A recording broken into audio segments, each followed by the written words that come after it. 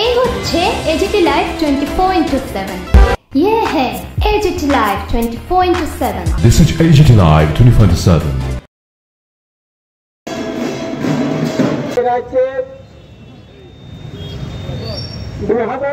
নির্বাচনের মালামাল গ্রহণ করা বা এগুলি ডেলিভারি করবার সাথে তো সেখানে সরকারিভাবেই যুক্ত সদর এসডিএম, সেখানে এসডিএম অফিস থেকে সেখানে লোক আপনার করছে, তদারকি করছে, কার মাল আসছে, কার কি বুকিং আসে, সব কিছুই তো ওই সরকারিভাবেই তদারকি করা হয়ে থাকে। এত সত্ত্বেও কেন এটাকে এতদিন ধরে সেখানে আসল যারা বুকিং করছে, আসল তাদের মাল কারা কি করছে কেন প্রকাশ করা যাচ্ছে না? একইভাবে সেখানে তো আপনার ওই রেল পুলিশ থাকবার কথা, কেন রেল পুলিশ থাকছে না সেখানে? ওই রাজ্য সরকারের পুলিশ টিএসআর সেখানে মোতায়েন করে এগুলি এই সরকার আসার পরেই আমরা লক্ষ্য করলাম সেখানে রেল পুলিশের পরিবর্তে ত্রিপুরার পুলিশ সেখানে এইগুলি কাজ করছে। তাহলে পরে ত্রিপুরা পুলিশ এগুলো খুঁজে বের করতে পারলো না।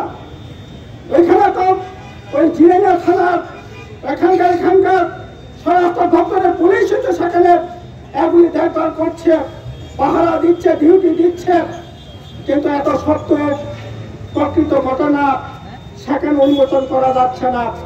আসলে এই ঘটনা থেকে আড়াল করবার উপরওয়ালা থেকে সেখানে চাপ আসছে, আমাদের কাছেও খবর আসছে, এটাকে ধামা চাপা দেওয়ার জন্য সমস্ত ধরনের ব্লুপ্রিন্ট হয়ে যাচ্ছে, হয়ে আসে।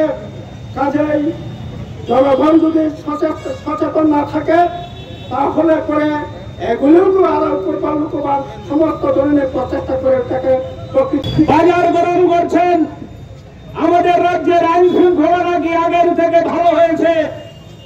আমরা জিজ্ঞেস করি, গত 4 দিন আগে আগরতলার সন্নিকটে জিরানিয়ায় আমাদের গর্বের রেল স্টেশন, যেখানে গোটা রাজ্যের মাল মজুত হয়, নামে উঠে এই জিরানিয়া গোটা দেশের সামনে কলঙ্কিত হয়েছে।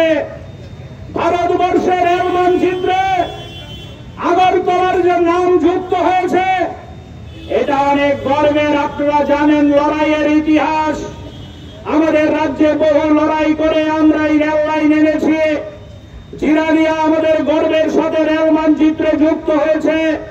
আর আজকে এই জিরানিয়া রেল স্টেশন নেশা কারবারিদের সাম্রাজ্য।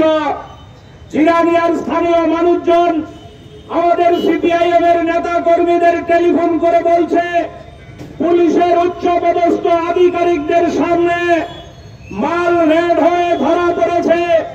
আবার এই মাল শ্রমিকদের বিশ্রামাগারে ঢুকে যায়, পুলিশের সামনে এগুলো আবার লুকোচুরি খেলা হয়।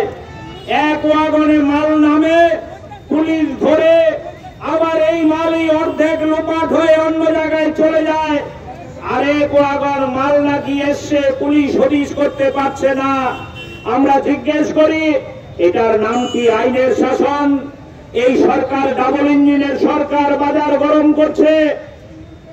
তারা বলছে আমাদের রাজ্য নাকি নেশামুক্ত ত্রিপুরা। এখন নেশামুক্ত ত্রিপুরার বদলে রেলে করে দিল্লি থেকে সরাসরি নেশা সামগ্রী আমাদের রাজ্যের মধ্যে প্রবেশ করছে।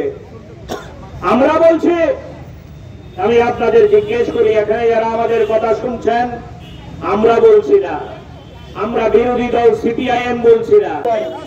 আমাদের রাজ্যের মধ্যে আজকে খবরের কাগজের মধ্যে ছবি বেরিয়েছে, মোহনপুর আমাদের রাজ্য নেশা কারবারিদের বাধা দিতে পারে না। নারী নির্যাতিত হয়, 70 বছরের নারী।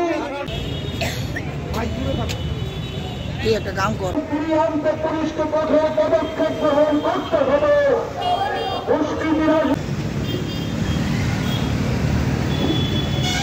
বিরুদ্ধে কঠোর পদক্ষেপ গ্রহণ করতে হবে।